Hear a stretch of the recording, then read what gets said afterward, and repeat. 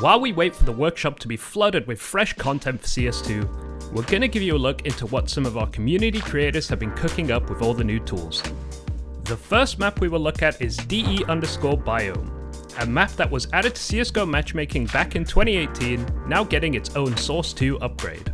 Designed inside a greenhouse with a lot of lush flora dotted around the map, we can certainly see JD40 taking advantage of the better lighting and more vibrant aesthetic of CS2.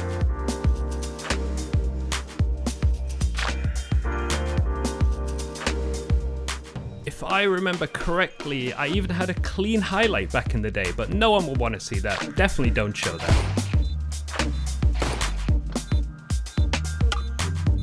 Oh, would you look at that? Pretty clean, honestly. Next, we have Deore Brewery, a wingman map that, as you guessed it, is based in a brewery.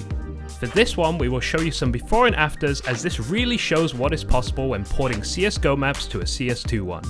I think this is going to spark a lot of mappers' passion to go in and fully utilize these new tools and upgrade their older maps. The difference in the level of detail they can add in a much easier way is very apparent with this one.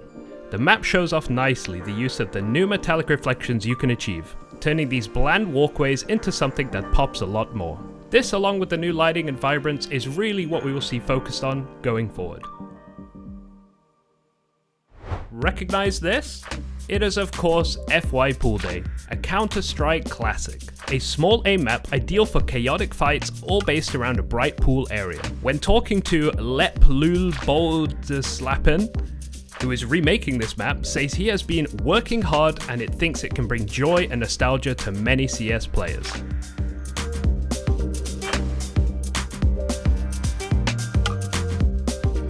Joy is one word for it. Depends if you're on the right side of the chaos.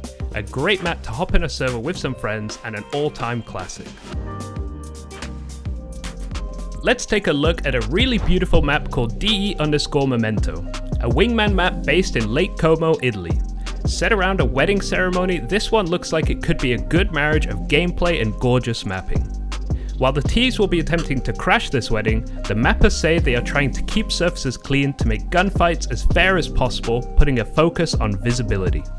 They emphasized on having a good balance of long, medium and close quarters combat, following a wingman standard of having 2.5 choke points. Most angles and pathways are organic, to help the flow, which also ties into the feel of being in an Italian town.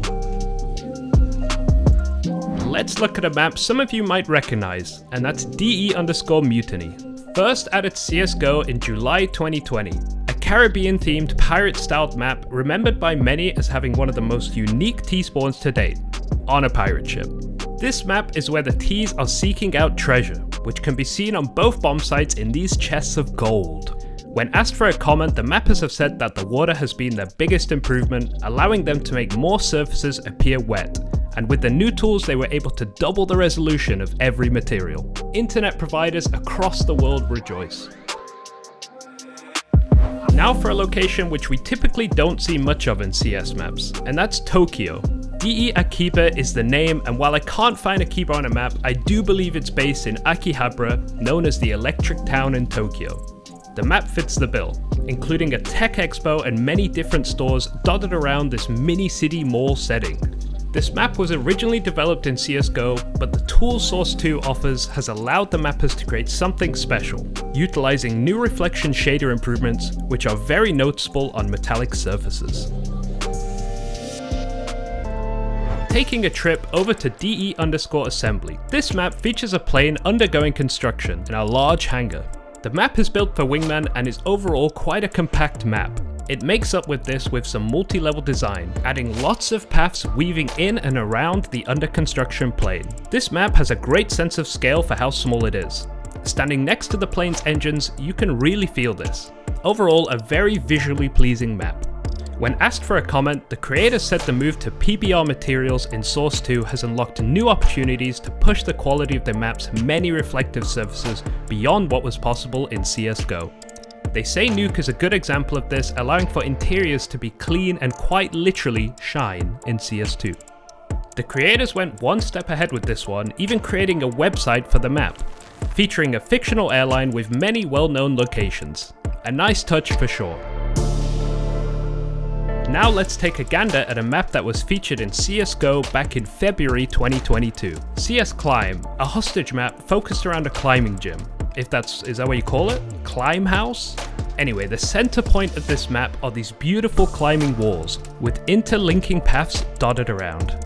Like many of the early maps for CS2, this map is also a port from CSGO, and the mappers say it's quite clear how much certain types of interiors can benefit from Source 2's overhauled lighting system. They say the lighting completely blows out anything you can make in CSGO out of the water. DE Boulder is a map still under construction, but some areas are really starting to come together. This wingman map is based on the Deore monasteries in Greece. Set on a giant rock formation, this map will have some great panorama views of the mountains around. This skybox is still a work in progress, but from what I've seen so far, I think when it's completed, it could be one of the prettiest ones out there. The creators say that this is a straightforward map, but offers a dynamic layout with quick rotations through an atmospheric wine cellar underneath mid. I tell you what, it's bloody beautiful as well. Let's take a look at a mapper called Deore Stealth, who you might recognize from making the Aim Rogue Inferno map and also the first of its kind CSGO roguelite map. But today we are looking at Drawbridge, a wingman map based in a castle surrounded by a forest. This castle has been undergoing restoration, however after the construction workers abandon it, the T's are coming to demolish it instead. When designing the layout, Deore Stealth wanted something a bit risky for both teams, making it hard to hold for the CTs and also hard to plant for the T's. He says he started making the layout in CSGO, then remade everything in the Half-Life Alyx tools, which helped him learn the new tools and understand how mapping works, which he believes is a huge leap forward. A map now that really shows off the new water, it's DE Lion Fort. A map based in the ruins of an abandoned walled fort. I haven't seen the lions yet though. This one has a very moody feel to it. Some of the areas are really nicely done, plus it's always good to see the new water used where it fits well. The creator says he was inspired by the game Prince of Persia Warrior Within, and has made his map in the 2055 rundown style. This one gives me glimpses of what some areas of a cobblestone remake could look like. Over to DE_Mills, a map based in a village in the Netherlands. This map is still a work in progress while the layout gets refined. I see the potential in this one, as I know the mapper has an eye for layouts that work well from the past maps that I've played from him. Also, I didn't know this was a thing, but it makes complete sense. Callouts for the maps are placed into the map, which will greatly help for the playtesters' testings. The creator Catfood only had positive things to say about the new mapping tools, stating he wished he had access to them when creating his previous maps. While the pipeline is more fluent and direct, he believes designers will have to be more careful not to overdo it when it comes to visuals, as this could lead to player readability taking a hit, which I think we can all agree on. Let's fire off some screenshots of some maps that are currently work in progress. First we have DE_Calavera by T-Rexa and Squink, followed by a project that T-Rexa is also working on, DE_Inca, giving me Aztec vibes with this one. From Lizard Maps, we have DE_Abbey, a very enjoyable map that was included in the CSGO matchmaking in 2019. And finally, this vibrant map is San Juan by Radu Tanasi, which is looking very nice. It's fair to say the good maps are cooking.